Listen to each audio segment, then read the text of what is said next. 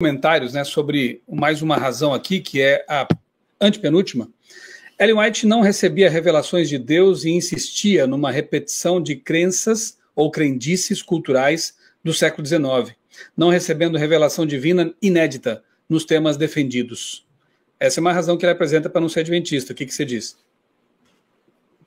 Eu digo que, mais uma vez, é uma falácia, porque, primeiro e antes de mais nada, a inspiração não demanda originalidade. Mesmo que Ellen White tenha se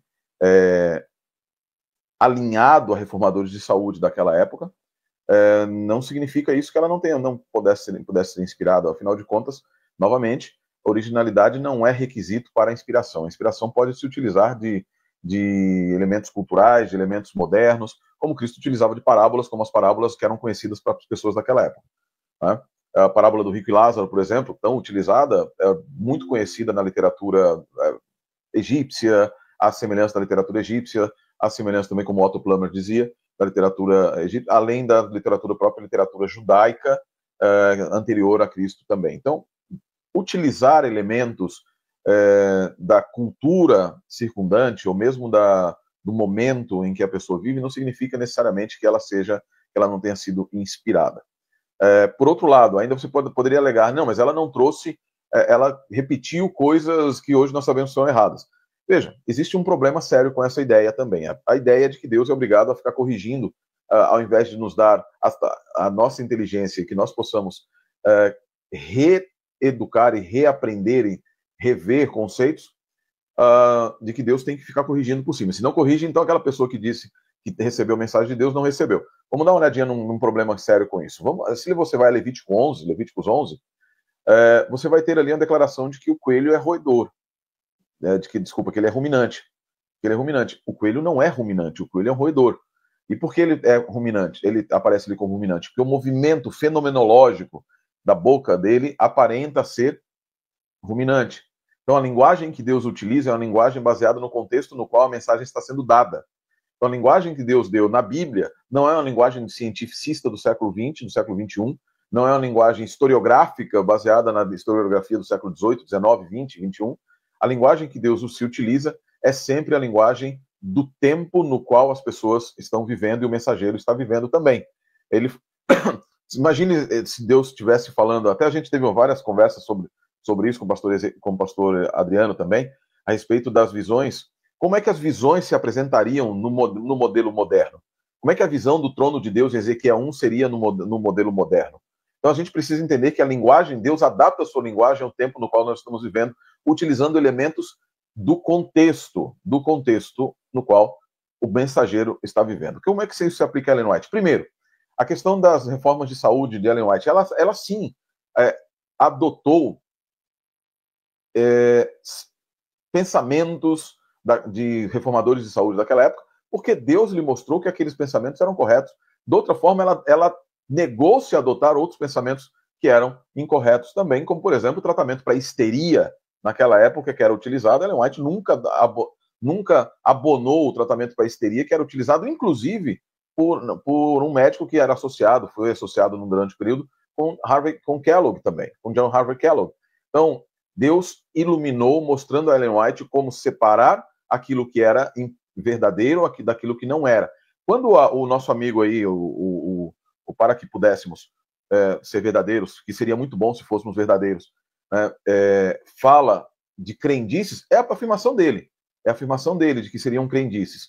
Crendices, afinal de contas, coisas que nos curaram na nossa infância, hoje são consideradas como crendices também, né?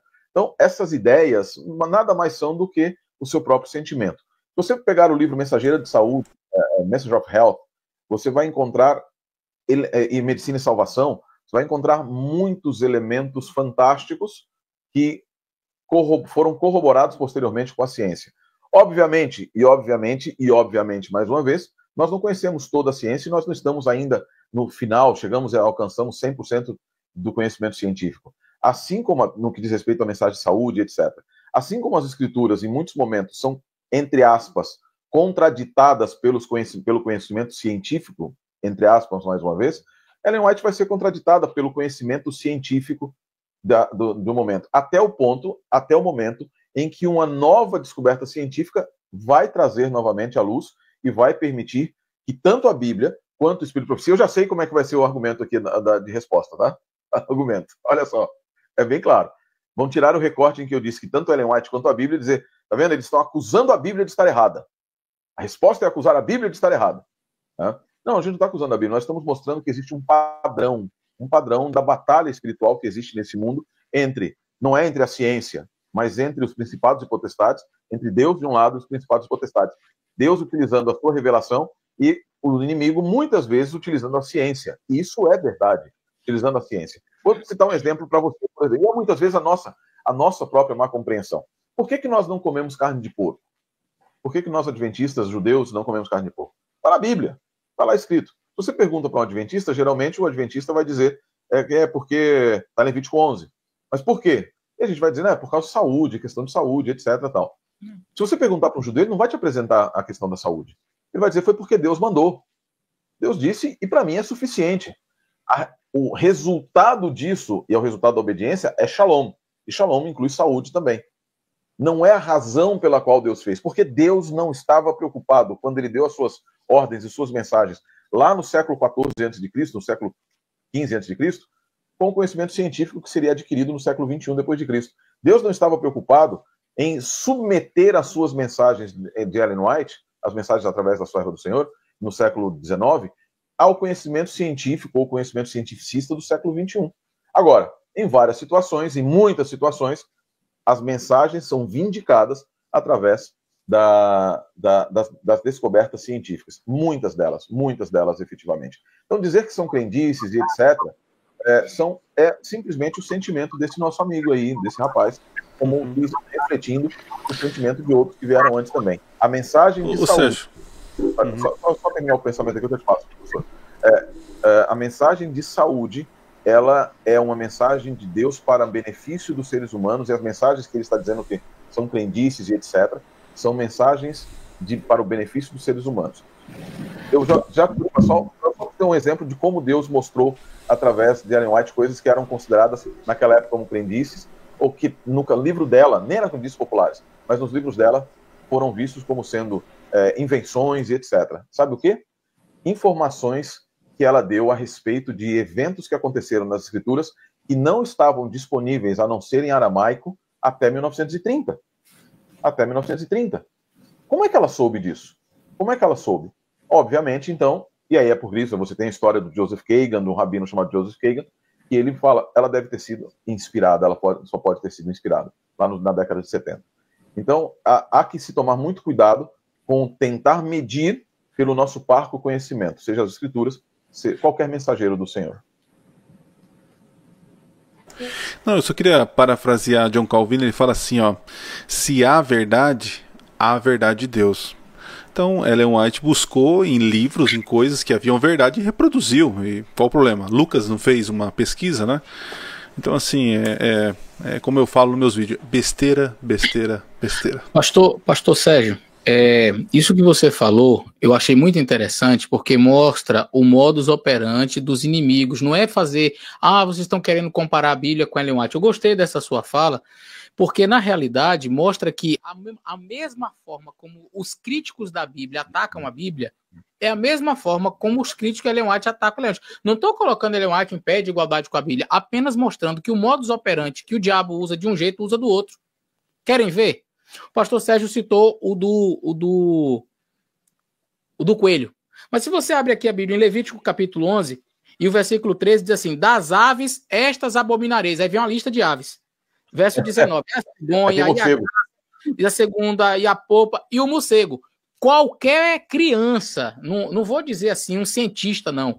Qualquer criança sabe que o morcego é um mamífero, não é uma ave. Mas na época, voa, é ave. E aí, agora eu vou chegar e dizer que Moisés não foi inspirado. Moisés era... E os críticos da Bíblia, o que fazem? Tá vendo que a Bíblia não pode ser digna de confiança? Tá vendo? Olha, chamou o coelho de ruminante, chamou um morcego de ave. Gente, descarta esse livro, porque não presta. É assim que os críticos da Bíblia agem. Aí o indivíduo pega um texto de Ellen White onde tem uma imprecisão científica de alguma coisa que eu diria assim, não compromete a mensagem, assim como esse texto não compromete o teor do o que está querendo dizer aqui, é que você não coma. Aí ele, tá vendo, Ellen White? Então, assim, não é botando Ellen White em pé de igualdade com a Bíblia, mas mostrando a igualdade entre os críticos. Quem critica... Eleazar, lembra que Ellen White. Ó, Ellen White fala assim, ó, para um senhor, né? Eu não tô lembrado do texto, né? Que ele sofreria as pragas, tal, aquela coisa toda, né?